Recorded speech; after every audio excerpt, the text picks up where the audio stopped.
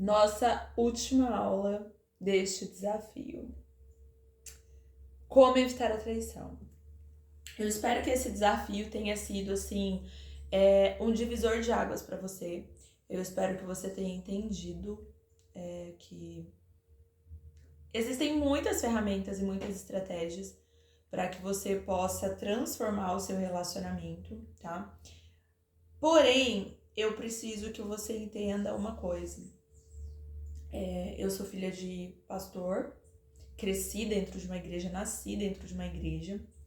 E toda essa bagagem de 35 anos que eu tenho só me trouxe mais certeza de que eu posso ter todas as ferramentas, eu posso ter todas as estratégias. Se eu não tiver a palavra de Deus ao meu favor, eu posso ter tudo, que na verdade não vai me adiantar de nada. E por que eu tô te falando isso?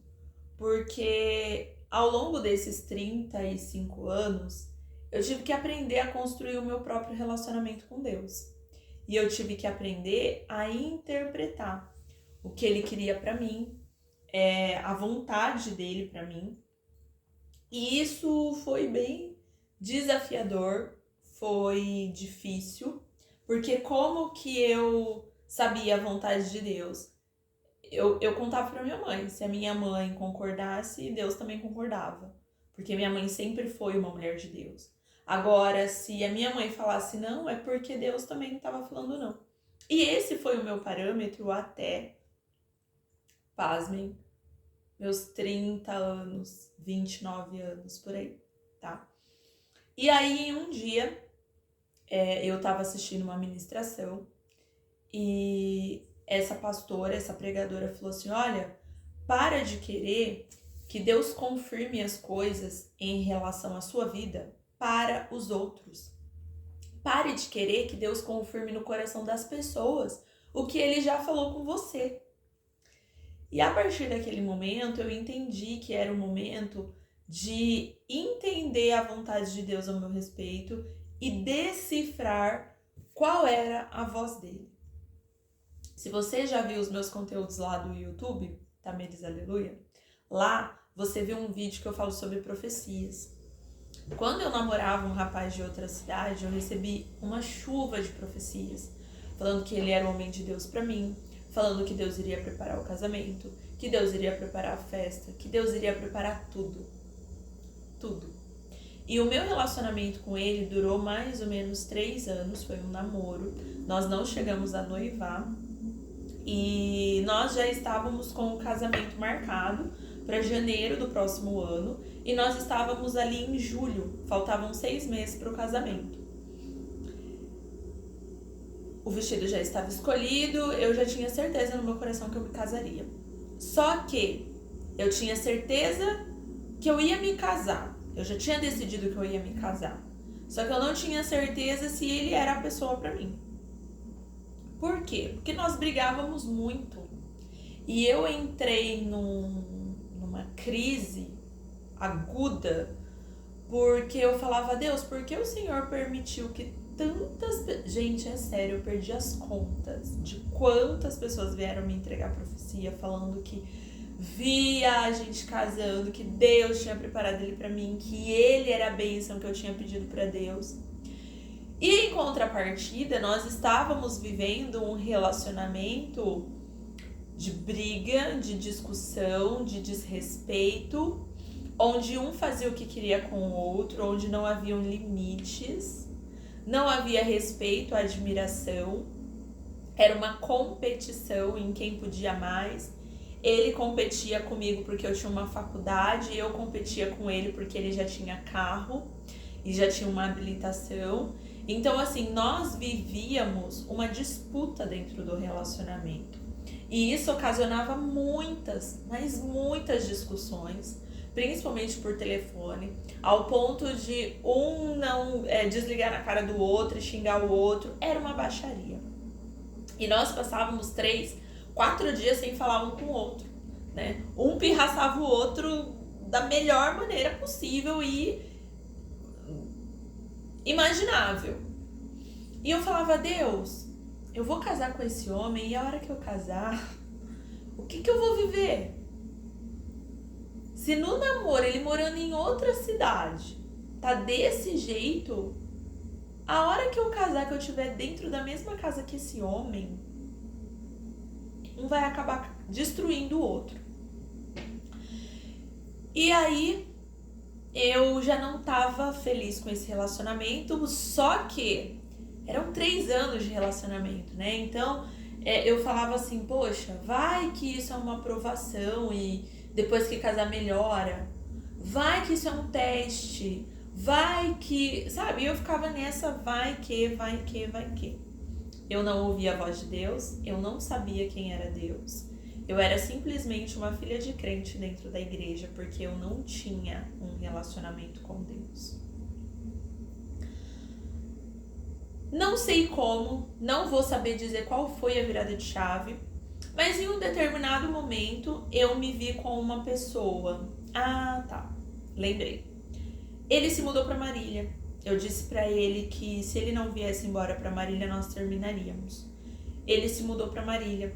E eu achei que ele tinha se mudado em comum acordo com os pais e tudo mais. E não.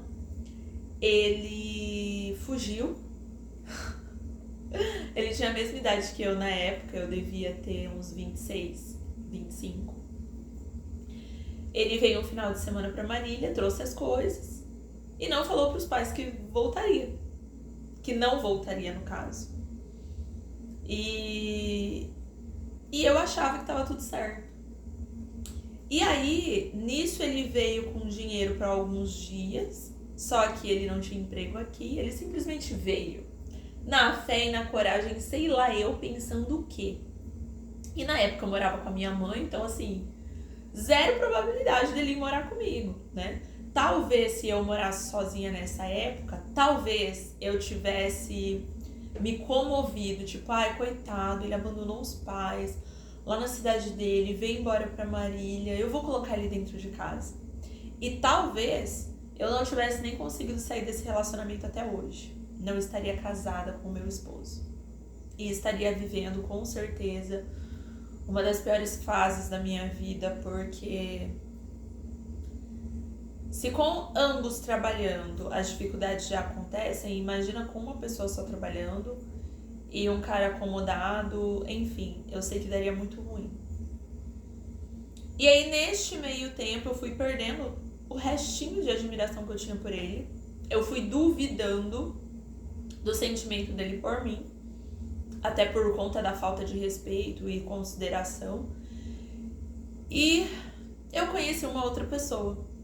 E antes que eu me envolvesse de verdade com essa outra pessoa, eu decidi terminar.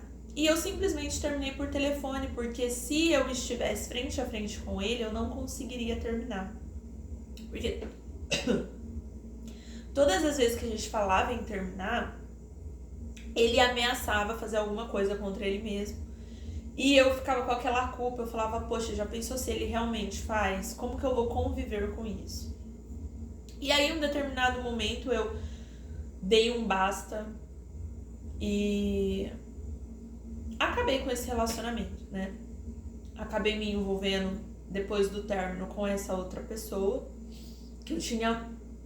Existia um negócio muito forte entre a gente, né? A gente acabou ficando junto por alguns meses e eu percebi que o que ele queria não era o que eu queria. Ele queria namorar, ele queria curtir e eu queria um marido. Depois eu acabei me envolvendo com uma outra pessoa, que eu fiquei 10, 11 meses. E então eu decidi que eu não queria mais nenhum tipo de relacionamento. Por que eu tô te contando isso? Porque o pulo do gato vem agora. Quando eu decidi que eu não queria mais um relacionamento, que eu queria ficar solteira e me dedicar aos meus estudos, e me dedicar à minha profissão, e me dedicar à minha vida, aos meus negócios, eu tinha acabado de começar a morar sozinha, eu já tinha meu carro. Enfim, a vida tava acontecendo e eu tava conquistando as minhas coisas, eu tava mobiliando meu apartamento. E naquele momento eu percebi que eu podia tudo. O que eu quisesse eu podia conseguir. Mesmo sozinha. Porque eu ia dar um jeito.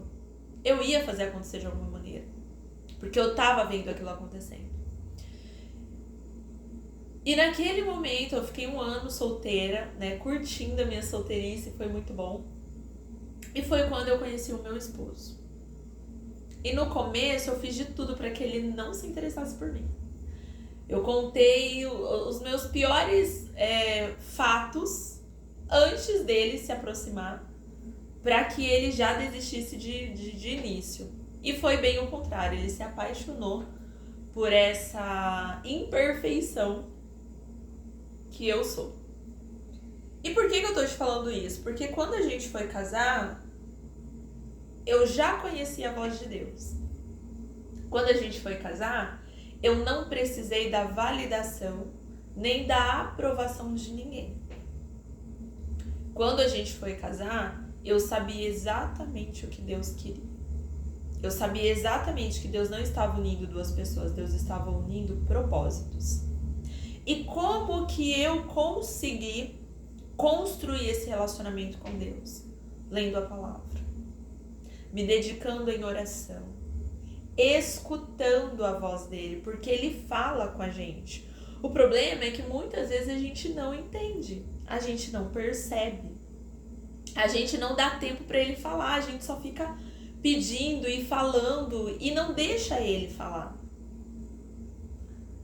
E quando a gente casou, eu tinha certeza do que eu estava fazendo. Absoluta, eu não tinha dúvidas do que eu estava fazendo. Então hoje, eu te passei aí 13 estratégias, só que dentro desse desafio de como evitar a traição, eu te passei mais de 10 estratégias de como você pode evitar a traição. Mas a mais importante delas, eu deixei por último, mas não é a menos importante, é a mais importante. A mais importante delas é você saber o que Deus quer de você. É você ter um relacionamento com Deus. E aqui eu não falo de religião, de ser crente católico, não é disso que eu estou falando. Eu estou falando de você saber exatamente o plano que você precisa seguir. Para onde você tem que ir. Qual é a pessoa que você tem que se relacionar. Quais são as amizades que você precisa ter. Deus, ele vai te direcionando. Deus, ele vai te mostrando.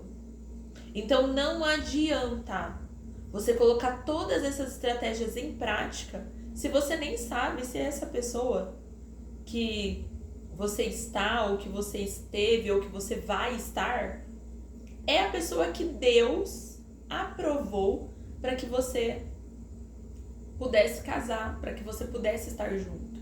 E aqui eu não tô falando que Deus escolhe o seu marido. Não, Deus não escolhe o seu marido, não. Existe livre-arbítrio. Quem escolhe é você. Mas qual é a questão?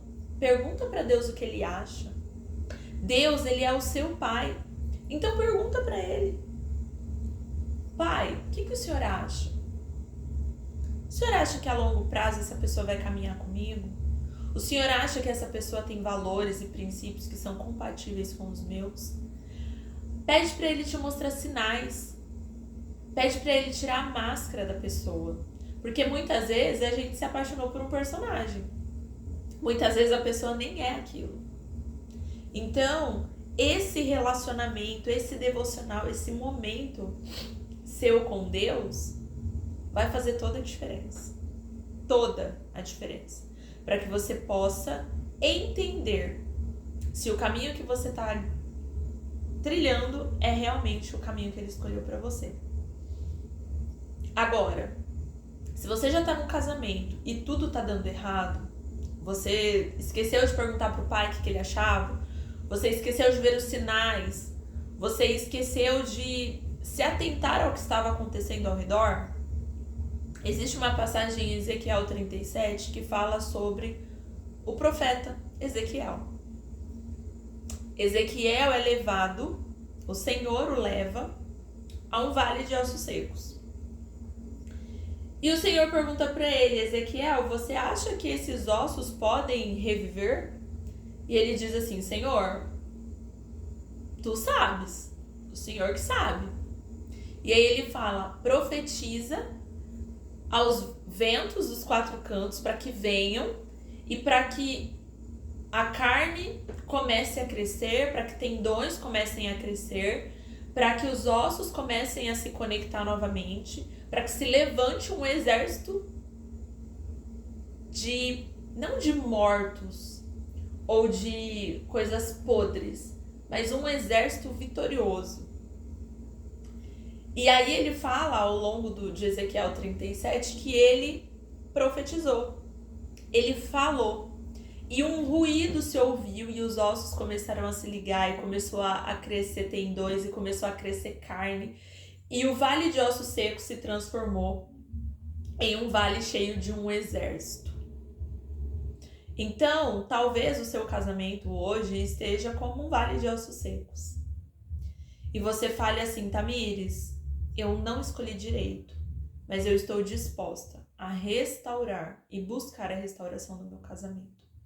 Então, a primeira estratégia que eu quero te dar hoje é que você profetize que o seu marido é uma bênção, que o seu casamento é uma bênção, que a sua casa é uma bênção, que você é uma bênção, que os seus filhos são uma bênção, que você é feliz no seu casamento, que há amor no seu casamento, para que esse vale de ossos secos se transforme em um vale cheio de um exército. Então hoje, o recado que eu queria deixar para você é exatamente esse. Que você pode profetizar sim sobre o seu lar, sobre a sua família, sobre a sua casa.